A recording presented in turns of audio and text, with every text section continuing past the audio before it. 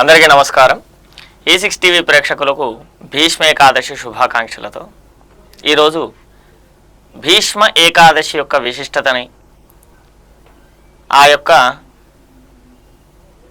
విష్ణు సహస్రనామం యొక్క ఆవిర్భావం కోసం మనం కూలంకషంగా తెలుసుకునే ప్రయత్నం చేద్దాం. అందరికీ ముందుగా శ్రీకృష్ణ స్వామి ప్రార్థనతో ముందుగా ఈ యొక్క కార్యక్రమాన్ని ప్రారంభం చేద్దాం.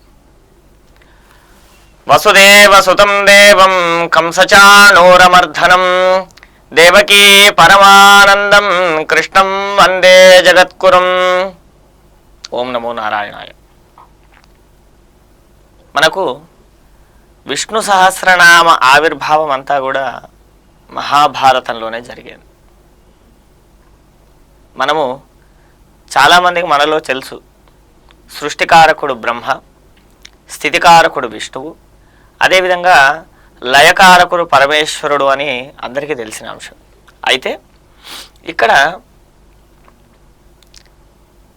ఈ స్థితికారకుడైనటువంటి శ్రీ మహావిష్ణువు ఎలా మనల్ని అనుగ్రహిస్తాడు అనేటువంటిది చాలా పెద్ద ప్రశ్న. ఎంత పెద్ద ప్రశ్న అంటే సమాధానం వెతకటం కూడా చాలా కష్టమైనటువంటిది. ఎందుకంటే మనకు బ్రహ్మదేవుడికి ఎటువంటి అవతారాలు లేవు, శివుడికి ఎటువంటి అవతారాలు లేవు. కానీ అవతారాలు ఎవరికి ఉన్నాయనంటే ఒక శ్రీ మహావిష్ణువుకు, అదేవిధంగా అమ్మవారికి 10 అవతారాలు, 10 మహావిద్యలు. ఈ 10 అవతారాల యొక్క అధిష్టాన దేవత అయినటువంటి శ్రీ మహావిష్ణువు అంత సులువుగా ఎవరిని అనుగ్రహించడు. ఎందుకు అంటే మత్స్యావతారుడై సోమకాసురుణ్ణి భంజించి సృష్టిలో అనేకమైనటువంటి మార్పులు జరిగేటందుకు ఒక మహారాజుకు చేయూతనిచ్చినాడు. అదేవిధంగా కూర్మావతారుడై మనకు మందర పర్వతాన్ని దేవదానవులు అమృతం కోసం చిలికినప్పుడు ఇదే శ్రీ మహావిష్ణువు కూర్మావతారుడై ఆ యొక్క మందర పర్వతాన్ని ఎత్తి పట్టుకున్నాడు మునిగిపోతున్న సందర్భంలో.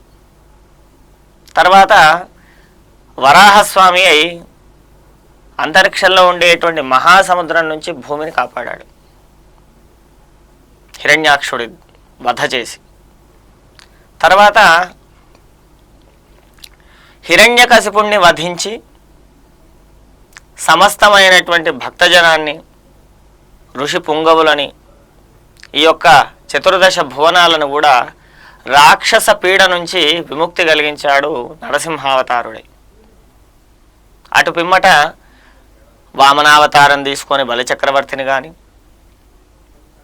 పరశురామావతారం తీసుకొని కార్తవీర్యార్జునుణ్ణి అధర్మంగా పరిపాలించినటువంటి రాక్షసుణ్ణి కానీ, రామావతారం తీసుకొని కరదూషణాది రాక్షసులను మొదలుకొని, మారీచ సుబాహులను మొదలుకొని అనేక మంది, రావణావణ యుద్ధంలో రావణాసురుడు అతని యొక్క వంశంలో ఒక్క విభీషణుణ్ణి తప్ప అందరినీ వధించినాడు.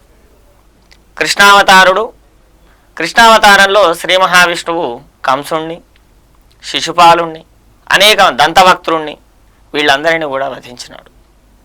ఇలా శ్రీ మహావిష్ణువు ఎన్ని అవతారాలు ఎత్తాడో అన్ని అవతారాలు ఆయన కష్టపడ్డవే.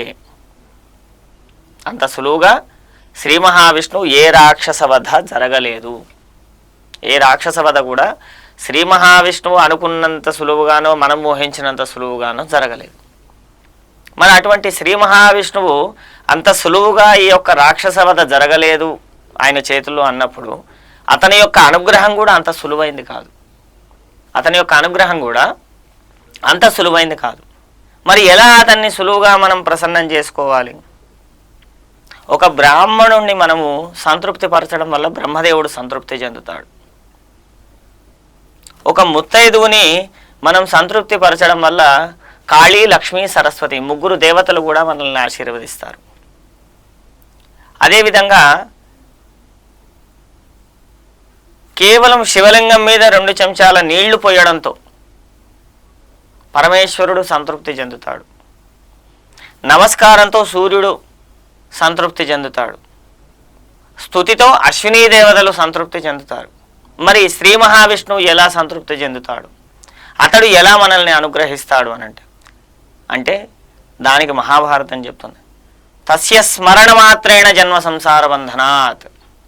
కేవలం స్మరణ మాత్రము చేత అతను మనల్ని ఈ యొక్క జన్మ అనేటువంటి వ్యాధి నుంచి, జన్మం అనేటువంటిదే జరావ్యాధి, ఇటువంటి మహావ్యాధి నుంచి, సంసారం అనేటువంటి సముద్రం నుంచి మనల్ని ఆ యొక్క సర్వేశ్వరుడు అమాంతంగా బయటికి లాగేస్తాడు.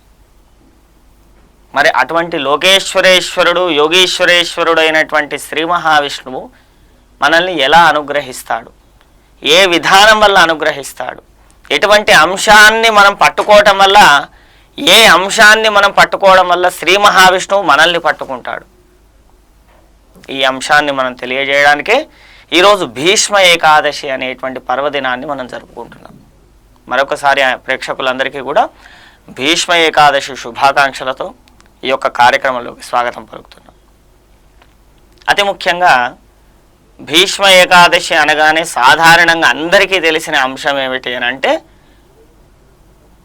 ఉత్తరాయణంలో మాఘమాసములో పౌర్ణమికి ముందుగా వచ్చే ఏకాదశి రోజున భీష్ముడు అంపశయ్యపై ఉండి తన యొక్క ప్రాణాన్ని విడుస్తాడు కాబట్టి భీష్మ ఏకాదశి అనేటువంటి పేరు వచ్చింది అన్న. ఇది మనకు కేవలంగా మహాభారతం అనేటువంటి ఇతిహాసంలో ఉండేటువంటి వ్యాఖ్యానము మాత్రమే. దీని వెనుక దాగి ఉన్నటువంటి ఆధ్యాత్మిక నేపథ్యము అత్యంత బలమైంది. ఒక భీష్మ ఏకాదశికి ఎంతటి ప్రాముఖ్యత ఉన్నది అని అంటే, తొలి ఏకాదశి వైకుంఠ ఏకాదశికి ఎంత ప్రాముఖ్యత ఉన్నదో ఈ యొక్క భీష్మ ఏకాదశికి కూడా అంతే ప్రాముఖ్యత ఉన్నది. భీష్మము అంటే భీషణమైనటువంటిది, వెనుదిరనటువంటిది, వెనకడుగు వేయనటువంటిది అని దాని అర్థం. అటువంటి భీష్మ అనేటువంటి పదము ఆ పథంలో నడిచినటువంటి, అంటే ఆ మార్గంలో నడిచినటువంటి ఆ యొక్క మహాపురుషుడికి మాత్రమే చెల్లింది కాబట్టి అతనే భీష్ముడైనాడు. వేరే ఎవ్వరూ కూడా, మనకు 4 యుగాల పురాణ ఇతిహాసములు గనక మనము తీసుకున్నట్లయితే ఉదాహరణగా, ఏ ఒక్క మహాపురుషుడు కూడా ఇంతటి భీషణ ప్రతిజ్ఞ చేసిన వాడిగా మనకు ఎవ్వరూ కనపడరు. అయితే ఇక్కడే మనం అసలు విషయాన్ని తెలుసుకోవాలి. అలాంటి ఈ భీష్ముడు ఎవరు, అటువంటి భీషణ ప్రతిజ్ఞ ఏమిటి, అతనికి ఎందుకు ఆ పేరు వచ్చింది, అంతకుముందు ఇతనికి ఉన్నటువంటి పేరేమిటి, ఇతని యొక్క విశిష్టత ఏమిటి, ఏ సత్కార్యము చేయడం వల్ల, ఏ ఘనకార్యము చేయడం వల్ల, ఎటువంటి పుణ్యప్రదమైనటువంటి కార్యము చేయడం వల్ల ఇతను ఈ యొక్క ఏకాదశి అనేటువంటి దాన్ని, ఏకాదశి పర్వదినాన్ని తన పేరుతో జరుపుకునేటువంటి గొప్ప యోగ్యతను పొందాడు అనేటువంటి విషయాన్ని మనం క్లుప్తంగా తెలుసుకునే ప్రయత్నం చేద్దాం. పూర్వం విశ్వామిత్రుడు గాయత్రీదేవి యొక్క అనుగ్రహం కోసం తపస్సు చేస్తుంటే, ఆ యొక్క తపస్సు యొక్క జ్వాల స్వర్గంలో ఉండేటువంటి ఇంద్రుడి సింహాసనాన్ని కూడా వణికించేసింది తపశ్శక్తి. ఈ విశ్వామిత్రుడి యొక్క తపస్సు అక్కడి వరకు చేరుకుంది. కానీ దేవతలందరూ భయభ్రాంతులై బ్రహ్మదేవుడి దగ్గరికి వెళ్ళి మొరపెట్టుకుంటే, ఆ బ్రహ్మదేవుడు మేనక అనేటువంటి ఒక అప్సరసను సృష్టించి విశ్వామిత్రుడి దగ్గరికి పంపిస్తాడు. ఆ మేనక అందంతో మోహితుడైనటువంటి విశ్వామిత్రుడు తమ యొక్క తపస్సును పక్కన పెట్టి మేనకతో కొంతకాలం జీవనం చేయడం వల్ల ఒక కుమార్తెకు జన్మనిచ్చాడు. ఆవిడయే శకుంతల. శకుంతల పుట్టిన వెంటనే మేనక తిరిగి తన యొక్క లోకానికి వెళ్ళిపోయింది.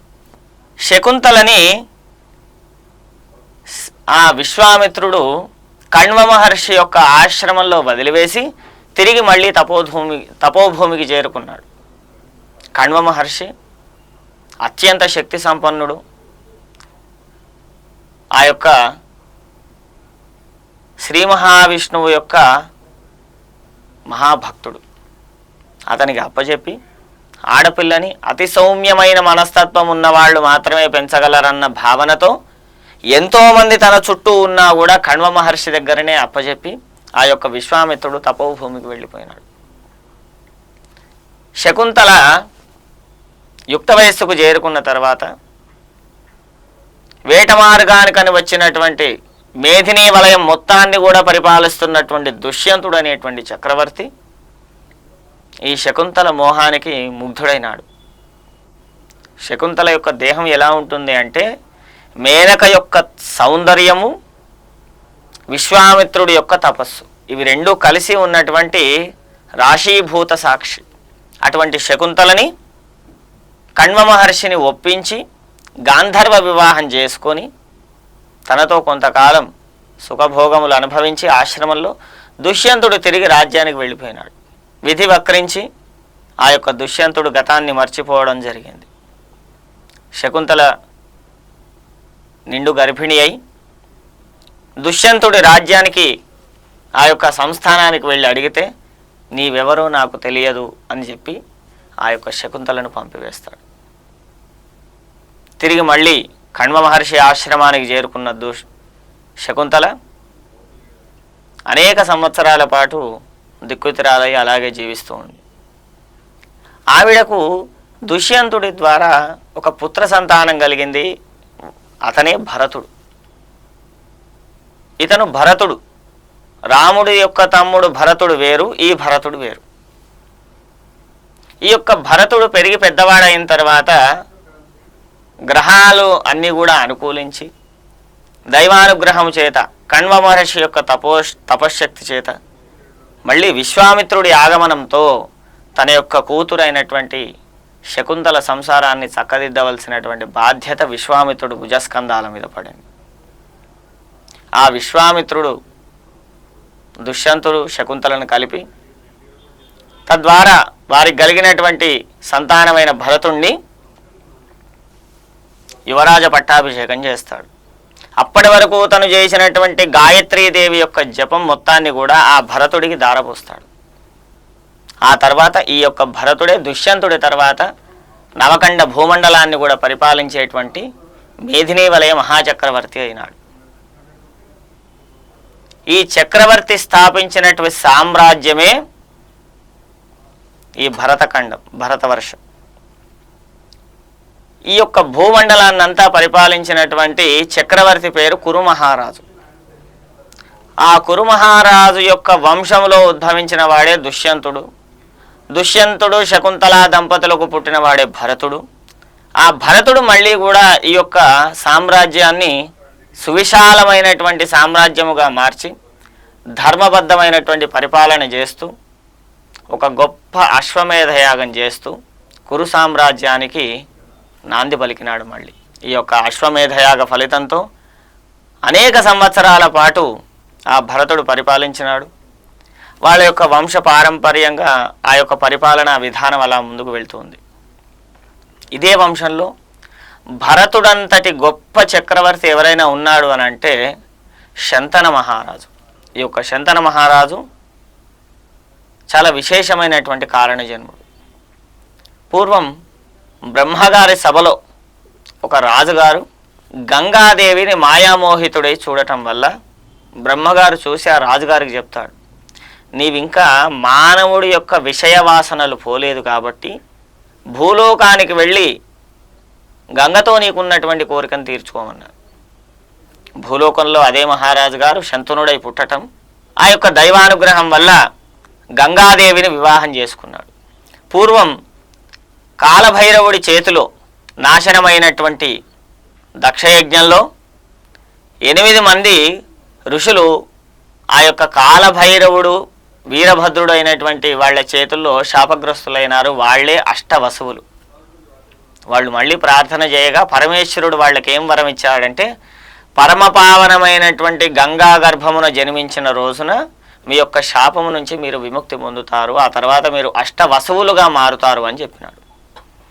8 మంది వసువులు ఈ యొక్క గంగా గర్భమున జన్మించడమే మూల కారణం ఈ యొక్క రాజుగారు భూమి మీద మళ్ళీ అవతరించడానికి, గంగాదేవిని వివాహం చేసుకోవడానికి.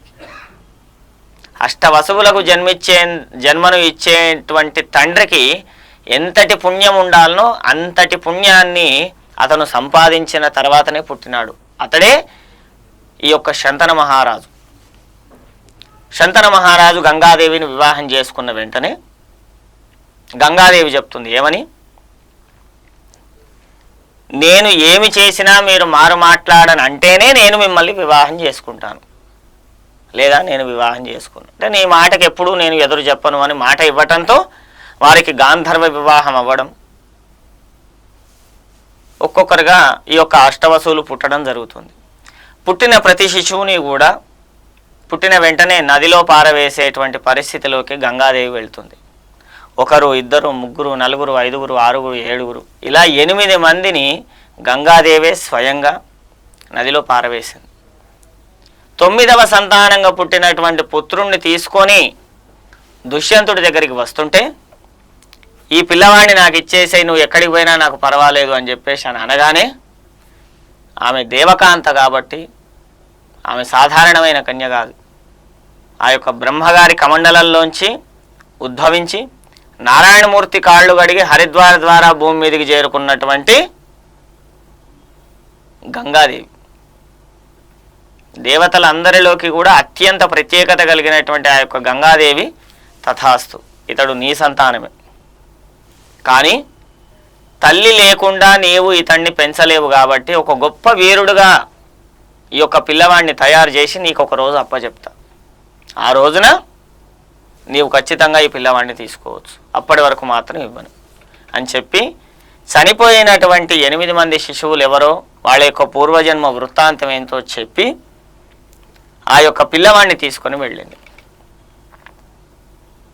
పిల్లవాడిని తీసుకొని వెళ్ళి దక్షిణ ప్రధాన దేవభూమి అయినటువంటి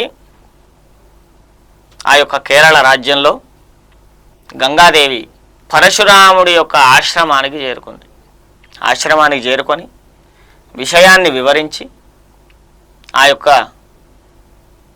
కుమారుణ్ణి శిష్యుడిగా స్వీకరించమని చెప్పింది ఆ యొక్క గంగాదేవి. గంగాదేవి యొక్క సంరక్షణలో ధర్మశాస్త్రము, సమస్తమైనటువంటి యుద్ధ రాజనీతి శాస్త్రములన్నీ కూడా పరశురాముడి పర్యవేక్షణలో నేర్చుకున్నవాడే ఆ యొక్క శిశువు. అతనికి గంగాదేవి నామకరణం చేసింది దేవవ్రతుడు. అంటే దేవతలకు సైతం దుష్కరమైనటువంటి కార్యములు వ్రతములు చేయగలిగినటువంటి సర్వసన్నద్ధ చక్రవర్తి అవ్వాలి. అటువంటి దేవవ్రతుణ్ణి ఒకానొక సందర్భంలో ఒక రాక్షసులను ఎదిరించేటువంటి యుద్ధంలో శంతన మహారాజు కలుసుకుంటాడు. ఈ భూమండలంలో నన్ను ఓడించినటువంటి వీరుడు లేనే లేడు, ముక్కుపచ్చలారని పిల్లవాడు నన్ను ఓడిస్తున్నాడు, ఇది ఎలా అని చెప్పేసి చూస్తే అక్కడ గంగాదేవి ఆవిర్భావమై, ఇతను ఎవరో కాదు నీ యొక్క అంశయే, ఆత్మావై పుత్రనామాసి, నీ యొక్క అంశయే ఈ యొక్క దేవవ్రతుడు, ఇతడు నీ కుమారుడు, మహావీరుణ్ణి చేశాను, నీకు అప్పచెప్తున్నాను, నువ్వు తీసుకెళ్ళి యువరాజ పట్టాభిషేకం చేసుకోవచ్చు. గంగాదేవి తిరిగి తన యొక్క స్వస్థలానికి చేరుకుంది.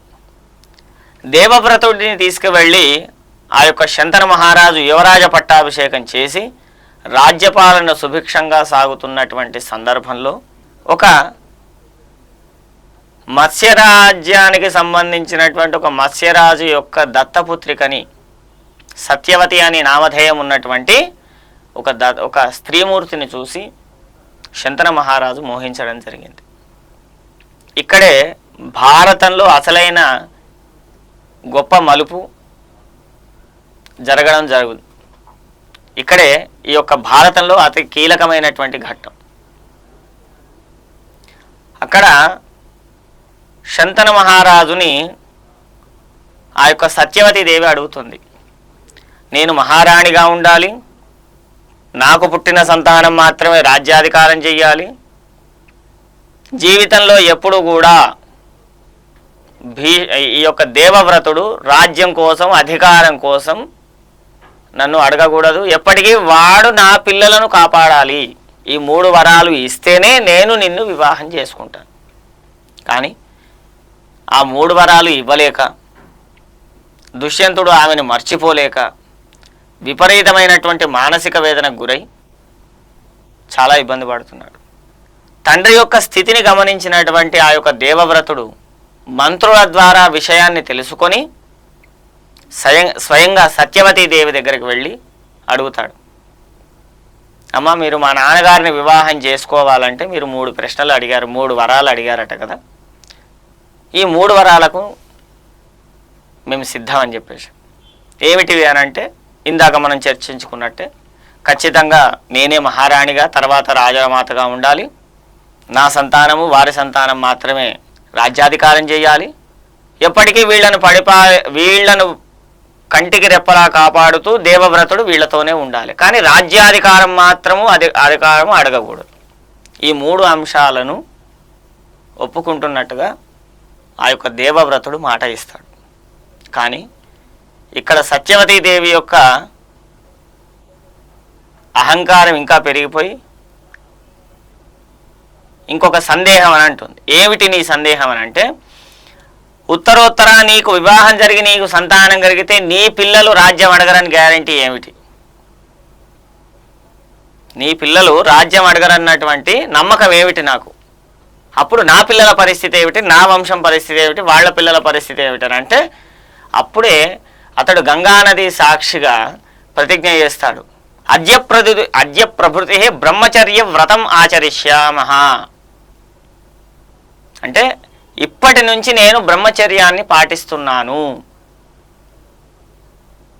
ఇప్పటి నుంచి నేను బ్రహ్మచర్యాన్ని పాటిస్తున్నాను అని చెప్పినాడు. అయితే అక్కడితో కథ మలుపు తిరిగింది. గంగాదేవి సమక్షంలోనే నా మాతృమూర్తి అయినటువంటి గంగాదేవి సాక్షిగా నేను ఎప్పటికీ రాజ్యకాంక్షతో ఎప్పుడూ ఉండను. నేను కేవలం రాజ్యానికి సింహాసనం మీద కూర్చున్నటువంటి రాజుకు నేను విధేయుడనై పనిచేస్తాను, కానీ ఏ రోజుకు అధికారం అడగను, సలహాలు ఇవ్వను. ఇక్కడితో శంతన మహారాజు యొక్క మనస్సు శాంతించబడింది. సత్యవతి దేవిని వివాహం చేసుకున్నాడు. వివాహం చేసుకున్న కారణం చేత కొడుకు ఒక వరం ఇవ్వాలనుకున్నాడు. ఇంతటి మానసిక శాంతిని కలగజేసినటువంటి నాకు నీకు ఏ వరం కావాలంటే, నాకు ఏ వరం వద్దు నాన్నగారు, మీరు బాగుంటే చాలు. కానీ శంతన మహారాజు ఇచ్ఛామరణం అనేటువంటి వరాన్ని ఇస్తాడు. ఇచ్ఛామరణము అంటే నీవు అనుకున్నప్పుడే నీవు మరణిస్తావు, కానీ మరణము నీ దరి చేరదు. Death is an inevitable. మరణం అనేటువంటిది ఖచ్చితమే, అనివార్యమైనది. కానీ అది నీవు అనుకున్నప్పుడే నీకు కలుగుతుంది, కానీ తనంతట తాను నిన్ను కాలములో ఎప్పుడూ కూడా మరణం అనేటువంటి దేవత, మృత్యుదేవత నిన్ను ఎప్పటికీ వరించదు. నువ్వు పిలిస్తేనే వస్తుంది నీ దగ్గరికి. ధన్యోస్మి అంటాడు. కొంతకాలానికి శంతన మహారాజు ఆ యొక్క సత్యవతి దేవికి 3 సంతానం కలుగుతారు. చిత్రవీర్యుడు, విచిత్రవీర్యుడు, చిత్రాంగదుడు. ఈ 3లో కూడా చిత్రాంగదుడేమో అడవిలో వేట మార్గానికని వెళ్ళి జంతువుల చేత సంహరింపబడతాడు. చిత్రవీర్యుడేమో మధుపానాసక్తుడై ఎప్పుడూ కూడా మద్యం సేవిస్తూ రోగగ్రస్తుడైపోయినాడు. విచిత్ర వీర్యుడు ఆరోగ్యం బాగున్నా కూడా చాలా మొండిగా అహంకారంతో ఏ విధమైనటువంటి విద్యాభ్యాసం లేకుండా జీవించడం జరిగింది. ఇక్కడ ఉన్నటువంటి చిత్రవీర్యుడు, విచిత్రవీర్యుడు వీళ్ళిద్దరినీ కూడా తీసుకొని భీష్ముడు ఎన్నో ప్రయత్నాలు చేసిన, ఇందాక మనం చెప్పుకున్నాం, అటువంటి భీషణమైనటువంటి ప్రతిజ్ఞ చేయడం వల్ల ఇతనికి భీష్ముడు అన్న పేరు వచ్చింది. అంతకు ముందు కానీ ఆ తర్వాత కానీ ఇప్పటి వరకు మన ఇతిహాస పురాణాల్లో ఇటువంటి ప్రతిజ్ఞ చేసిన వాళ్ళు లేరు. అందుకే దేవవ్రతుడిని భీష్ముడిగా పిలిచారు. ఇక మనం కథలోకి వెళ్దాం. ఈ యొక్క భీష్ముడు పిల్లలని ఎంత శిక్షణ ఇద్దామని అనుకున్నా కూడా తల్లి యొక్క గారాభం చేత ఏమీ చేయలేకపోతాడు. ఒకానొక సందర్భంలో పాంచాల దేశంలో స్వయంవరం ప్రకటించబడుతుంది. సత్యవతి దేవి ఏం చెప్తుందంటే, నా కొడుకులు పెద్దవాళ్ళు అయ్యారు కాబట్టి వాళ్ళిద్దరికీ కూడా పాంచాల దేశంలో ఉండేటువంటి ఆ యొక్క యువరాణులను తీసుకొచ్చి వివాహం చేస్తే బాగుంటుంది అని. కన్యలను నీవు గెలుచుకొని రావాలి, వాళ్ళని నా కొడుకులకు అప్పచెప్పాలి. ఇది విపరీత బుద్ధి. కానీ సలహాలు ఇవ్వను, విధేయుడనై ఉంటానని మాటిచ్చాడు కాబట్టి భీష్ముడు ఆ యొక్క పాంచాల దేశం అంటే ఇప్పటి పంజాబ్, ద్రుపద మహారాజు గారి యొక్క పూర్వీకుల రాజ్యం అది. ఆ తర్వాత అతను మహారాజు అవుతాడు కొంతకాలానికి. ఈ యొక్క పాంచాల రాజ్యానికి వెళ్ళి అంబిక, అంబాలిక అనేటువంటి ముగ్గురు కన్యలను కూడా అందరినీ ఓడించి తీసుకొని వస్తాడు అక్కడి నుంచి ఈ యొక్క హస్తినాపురానికి, పాంచాల దేశానికి వైరం అనేటువంటిది చాలా పెద్దగా పెరిగిపోతుంది. కానీ దేవవ్రతుణ్ణి ఓడించేటువంటి ధైర్యం ఎవరికి ఉండదు, అంత శక్తియుక్తులు ఎవరికి లేవు కాబట్టి అందరూ కేవలం మౌనం పాటిస్తారు. వచ్చిన తర్వాత అంబిక, అంబాలిక వీళ్ళిద్దరూ కూడా సత్యవతీదేవి చెప్పినట్టుగా చిత్రవీర్యుని, విచిత్రవీర్యుని వివాహం చేసుకుంటారు. కానీ అంబ మాత్రం శత్రుసేన మహారాజు అనేటువంటి ఒక మహారాజు గారిని తను వరించానని, అతన్ని వివాహం చేసుకోవాలనుకుంటున్నాననేటువంటి విషయాన్ని భీష్ముడికి చెప్పింది.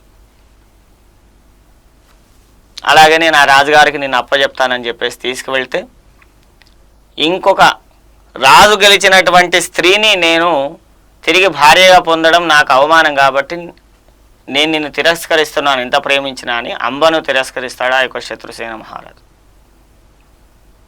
ఇది జరిగిన వెంటనే అంబ వచ్చి, అతను నన్ను తిరస్కరించాడు, నేను ఇప్పుడు ఇంటికి వెళ్ళలేను, ఎక్కడా ఉండలేను కాబట్టి నీవే వివాహం చేసుకో అని అంటాడు. నేను వివాహం చేసుకోలేను, ఎందుకంటే నేను మా అమ్మగారికి మాట ఇచ్చాను, అద్య ప్రభృతి బ్రహ్మచర్య వ్రతం ఆచరిష్యామ, నేను ఖచ్చితంగా బ్రహ్మచర్యగానే ఉండిపోతాను. ఈ విషయంలో పరశురాముడి దగ్గరికి వెళ్తుంది అంబాదేవి. పరశురాముడికి మొరబెట్టుకొని చెప్తుంది ఏమని, ఈ విధంగా నాకు భీష్ముడి వల్ల ఈ విధమైనటువంటి ఇబ్బంది కలిగిందని. భీష్ముడిని పిలిచి పరశురాముడు చెప్తాడు వివాహం చేసుకోమని. నేను చేసుకోలేనంటే గురువాక్యాన్ని ధిక్కరిస్తున్నాడు, మాతృవాక్యాన్ని ధిక్కరించట్లేదని చెప్తాడు. ఇలా వాదము ప్రతివాదం ఇదంతా జరిగిన తర్వాత వాళ్ళిద్దరి మధ్యలో ఒక యుద్ధం కూడా జరిగి చివరికి పరశురాముడి ఓడిపోయి భీష్ముడి యొక్క భీషణ ప్రతిజ్ఞా వ్రతనిష్ట మాత్రమే గెలుస్తుంది అక్కడ. అతను ముందే మనం చెప్పుకున్నాం దేవవ్రతుడు అని. సో దేవతలు కూడా చేయలేనటువంటి వ్రతములను, కార్యములను అంతటి ధర్మనిష్టతో చేయగలిగినటువంటి సర్వసమర్థుడు అతను. ఇలా ఉండగా చిత్రవీర్యుడు, విచిత్రవీర్యుడు ఇద్దరు కూడా మరణిస్తారు. అంబికకు, అంబాలికకు వ్యాసుడి ద్వారా సంతానం కలుగుతుందనేటువంటి విషయం కూడా మనకు తెలుసు.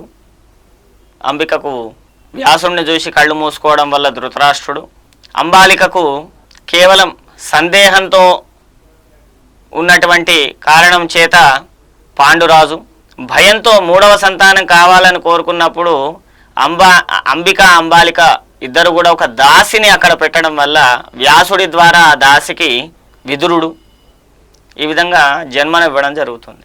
మనం ఇక్కడ వరకు వచ్చాం. పాండురాజుకు 5 మంది కుమారులు, ధృతరాష్ట్రుడికి 100 మంది కుమారులు. ఇంతవరకు బాగానే ఉంది. వీళ్ళందరినీ కూడా అనేక మార్లు, అనేక సందర్భాల్లో వీళ్ళందరికీ కూడా జరిగినటువంటి ప్రత్యక్ష పరోక్ష యుద్ధములన్నీ కూడా మహాభారతంలో చిలవలు పలవలుగా ఉన్నాయి. అవన్నీ చర్చించుకోవడానికి మనకు ఉన్నటువంటి సమయం సరిపోదు. కానీ భీష్ముడు అనేటువంటి వాడు భారతానికి ముందే కాదు, భారతానికి వెనకాల కూడా ఉంటాడు. ఈ యొక్క భీష్ముడు అనేటువంటి వాడు ఇచ్ఛామరణం ఉన్నవాడు కాబట్టి అతడు ప్రతి ఒక్క అంశాన్ని దగ్గర ఉండి పరిశీలించి పిల్లలకు ఇబ్బంది కలగకుండా రాజ్యం సుభిక్షంగా ఉండడానికి, పరిపాలనలో, సంక్షేమంలో, సంక్షోభంలో ప్రతి ఒక్క అంశంలో కూడా రాజు పక్కనే ఉండి ఎప్పటికీ సలహాలు ఇస్తూ దగ్గరుండి రాజ్యపాలన చేస్తున్నటువంటి సందర్భంలో పాండురాజు పూర్వం భరతుడు చేసినట్టుగానే తను కూడా అశ్వమేధయాగం చేస్తాను అని అంటాడు. అక్కడ భీష్ముడు ఏం చెప్తాడంటే మనకు ద్వాపర యుగంలో అశ్వమేధయాగం చేసే హక్కు లేదు, ఒక రాజసూయ యాగం మాత్రమే మనకు హక్కు అని. సరే అలాగే అదే చేద్దామనంటే రాజసూయ యాగం చేసి భూమండలం ఉండేటువంటి సమస్తమైనటువంటి రాజులందరినీ కూడా తన సామంత రాజులుగా చేసుకున్నాడు. తర్వాత ఒకానొక మహర్షి వల్ల శాపగ్రస్తుడై అన్నగారికి రాజ్యాన్ని ఇచ్చి కార్యాకారిక రాజుగా ధృతరాష్ట్రుణ్ణి నియమించి తాను చక్రవర్తిత్వం నుంచి తప్పించుకున్నాడు. ఎందుకు అనంటే కళ్ళు లేనివాడు రాజ్యాధికారానికి పనికిరాడు, అలాగే కళ్ళు లేని వాడి కంటే తక్కువ స్థాయి వాడు కాబట్టి శాపగ్రస్తుడైన వాడు అసలే పనికిరాడు. అందుకే పాండురాజు ఒక ముని శాపంతో రాజ్యాన్ని వదిలి అడవులోకి వెళ్ళిపోవడం, 5 అశ్విని దేవతల యొక్క అనుగ్రహం, దూర్వాసుడు కుంతీదేవికి ఇచ్చినటువంటి మంత్ర అనుష్ఠాన బలంతో మాద్రితో కుంతీదేవితో కలిసి 5 సంతానాన్ని పొందడం, వాళ్ళని పెరిగి పెద్దగా చేయడం ఇలా జరుగుతుంది. కాలవశాత్తు విధివశాత్తు ఇటు పరిపాలన జరుగుతున్న సందర్భంలోనే అటు పాండురాజు కూడా మరణించడం జరుగుతుంది కాలవశాత్తు. అక్కడే సహగమనం అంటే భర్తతో పాటు భార్య కూడా మరణించేటువంటి చితిబంటల్లో కాలిపోయేటువంటి ఆ యొక్క ఆచారం ఉన్న రోజుల్లో కుంతీదేవిని వదిలి మాద్రీదేవి ఏం చెప్తుందంటే నా కుమారులని నీ కుమారులుగా నువ్వు చూసుకోగలవు, కానీ నీ కుమారులను నా కుమారులుగా నేను చూసుకోలేను, కాబట్టి నేనే సహగమనం చేస్తాను, నీ దగ్గర ఉన్నటువంటి ఓర్పు త్యాగం నా దగ్గర లేదు, నేను భర్తతో సహగమనం చేస్తాను, నువ్వు పిల్లల్ని చూసుకో అక్కయ్య అని చెప్పి సహగమనం చేస్తుంది. అటు పిమ్మట హస్తినాపురానికి కుంతీదేవి పాండవులను తీసుకొని రావడంతో అనేకమైనటువంటి కమిటీలు వేసి కృపాచార్యుడు భీష్మాచార్యుడు ఇద్దరు కూడా నేతృత్వంలో అనేకమైన పరీక్షలు చేసి ఈ పాండవులు మా పిల్లలే అనేటువంటి ఒక నిర్ణయానికి వస్తారు.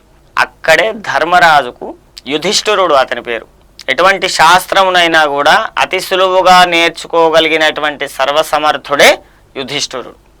అటువంటి యుధిష్ఠిరుడికి యువరాజ పట్టాభిషేకం జరిగింది. ఆ తర్వాత తమ్ముడి కుమారులను కూడా సహనంతో ఊరుకోకుండా అనేక మార్లు తన యొక్క కుమారులు అవమానం చేసిన, విషాన్నం పెట్టిన, హింసలకు గురి చేసిన, వెళ్ళగొట్టిన, ఏ విధమైనటువంటి మానసిక హింస చేసినా కూడా ఎవరు ఏమీ మాట్లాడలేదు.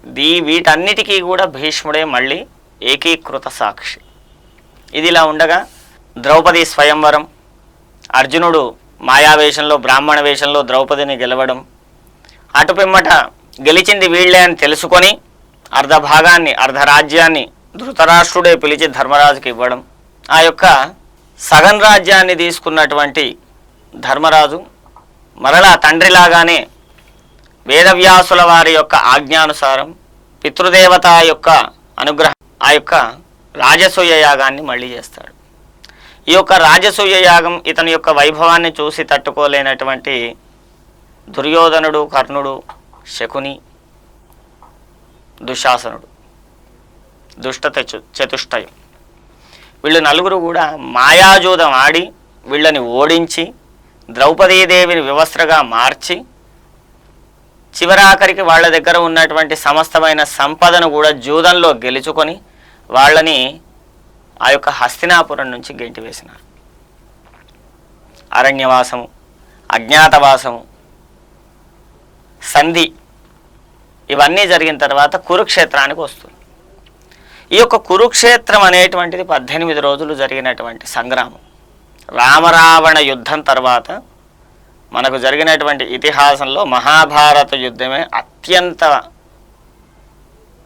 హింసాత్మకమైనటువంటి యుద్ధం. ఇప్పటికీ కూడా కురుక్షేత్ర యుద్ధం జరిగినటువంటి క్షేత్రంలో భూమి ఎర్రటి వర్ణంలో ఉంటుంది. కలియుగాంతం వరకు ఆ యొక్క రక్తపు వాసనలు పోవు. అటువంటి యుద్ధంలో 8 అక్షౌహిణుల సైన్యం పాండవులది, 7 అక్షౌహిణుల సైన్యం పాండవులది, 11 అక్షౌహిణుల సైన్యం వచ్చేసి కౌరవులది.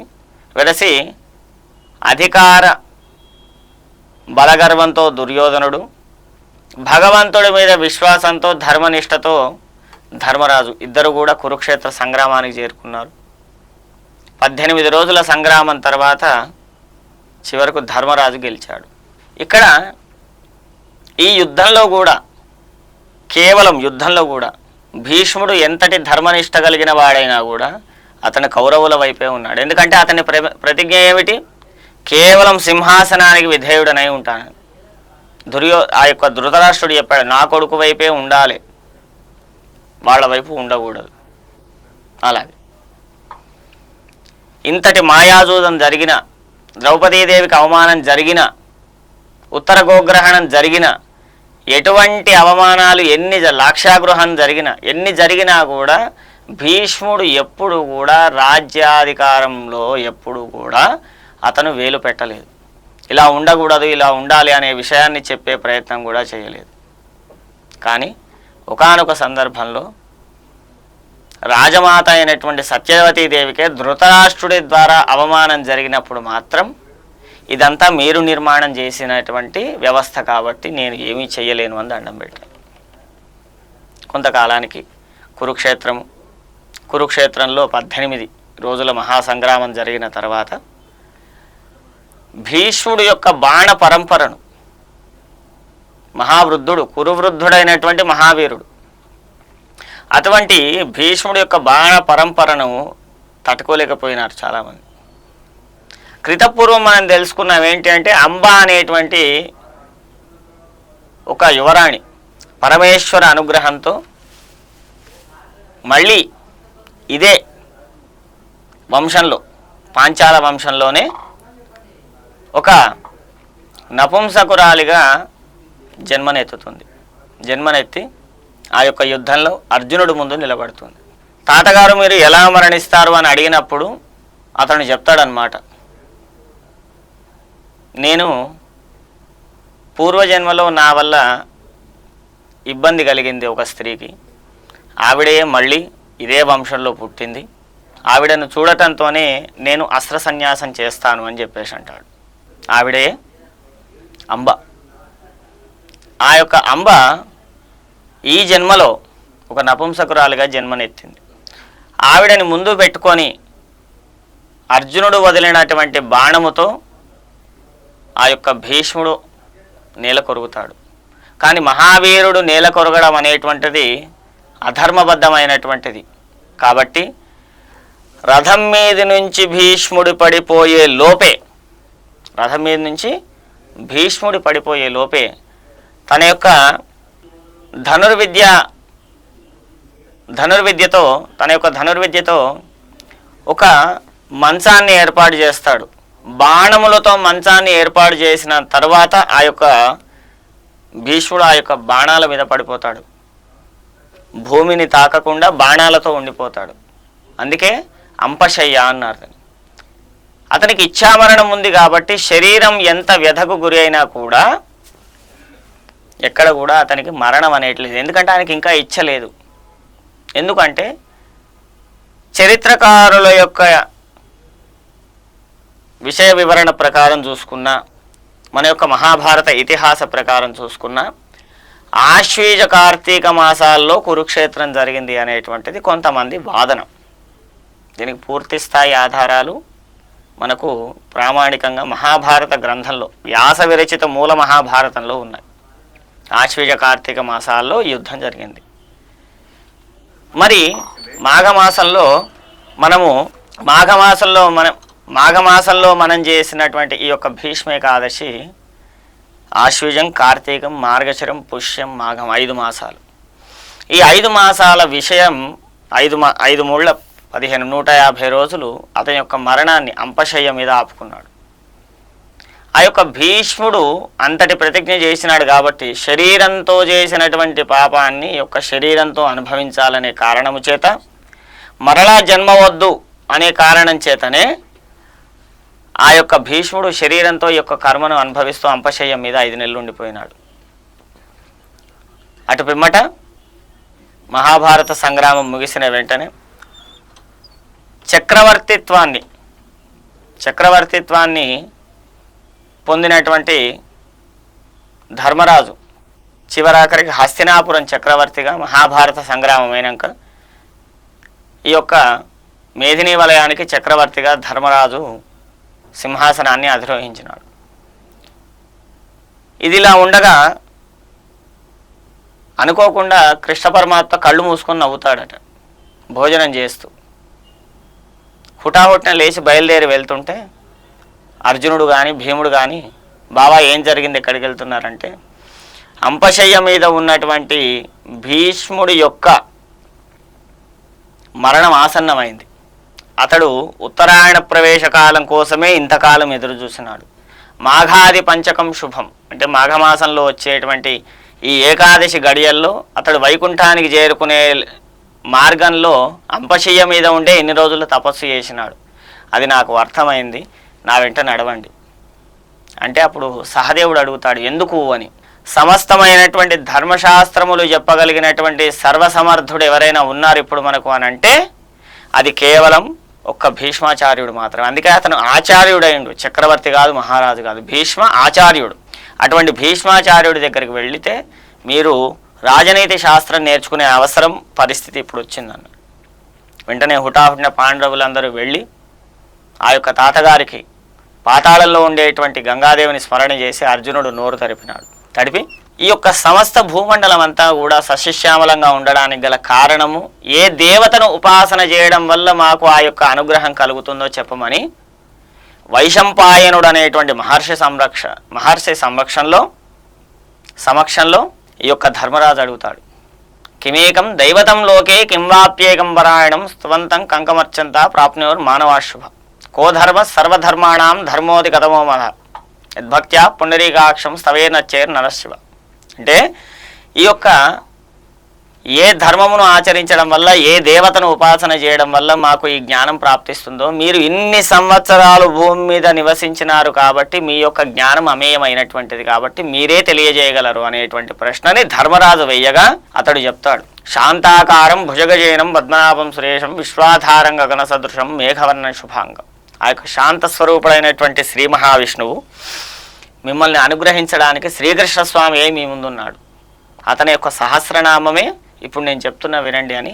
విశ్వం విష్ణుర్వ షట్కారో భూత భవ్య భవత్ ప్రభు భూతకృద్భావో భూతాత్మా భూతభావన అని చెప్తూ వనమాలీగరీశాంగీ శంకీ చక్రీ జనందకి శ్రీమాన్ నారాయణో విష్ణుర్వాసుదేవోభిరక్షతు అని 108 శ్లోకములతో విష్ణువుని సహస్రనామములతో స్తుతించినాడు, కళ్ళతో శ్రీ మహావిష్ణువును చూస్తూ, కృష్ణస్వామిని చూస్తూ. అటు పిమ్మట దానికోసం ప్రస్తావన అనేక గ్రంథాల్లో జరిగింది. పూర్వము, ఉత్తరపీఠిక, అందులో ధర్మము, నీతి, నియమము, ఆచారం, వ్యవహారం అన్నీ చెప్పి ఈ యొక్క విష్ణునామస్మరణయే అన్నిటికీ అంటే కూడా ప్రధానమైనటువంటిది కలియుగంలో అని చెప్పాడు. అందుకే భగవత్పాదులు, శంకర భగవత్పాదులు కూడా మనకు విష్ణు సహస్రనామానికి భాష్యం రాయడానికి ఉవ్విళ్ళూరారు. గంగా తీరంలో కూర్చొని గంగ యొక్క కుమారుడైనటువంటి భీష్మాచార్యుడు చెప్పినటువంటి విష్ణు సహస్రనామానికి భాష్యము ఆ యొక్క ఆదిశంకరులు గంగా తీరంలో కూర్చొని మణికర్ణికా ఘాట్లో రాసినారు. విష్ణు సహస్రనామానికి భాష్యం రాసింది శంకర భగవత్పాదులు. అటువంటి శంకర భగవత్పాదులు సైతం ఏం చెప్పాడు అంటే భజగోవిందం భజగోవిందం గోవిందం భజ మూఢమతి సంప్రాప్తే సన్నిహితే కాలే నహినహి రక్షతి డిక్రుణ్కరణి. నువ్వు సంపాదించిన ఆస్తి, విద్వత్తు, వైభవము, యశస్సు, కీర్తి, సంపద, మన యొక్క వ్యక్తులు, వ్యవస్థ ఇదేది కూడా మరణం అనేటువంటి కాలం వచ్చినప్పుడు నిన్ను రక్షించదు. మరణం అంటే ఇట్స్ నథింగ్ బట్ ఒక క్రైసిస్ మూమెంట్, ఒక కఠినమైనటువంటి పరిస్థితి. అటువంటి పరిస్థితిలోంచి నిన్ను ఎవరు కాపాడుతారు అని అంటే సంప్రాప్తే సన్నిహితే కాలే నహిన రక్షతి డిక్రుణ్కరణి. నువ్వు సంపాదించింది ఏది కూడా నిన్ను రక్షించదు. ఏం రక్షిస్తారంటే భజగోవిందం భజగోవిందం గోవిందం భజ మూఢమతి.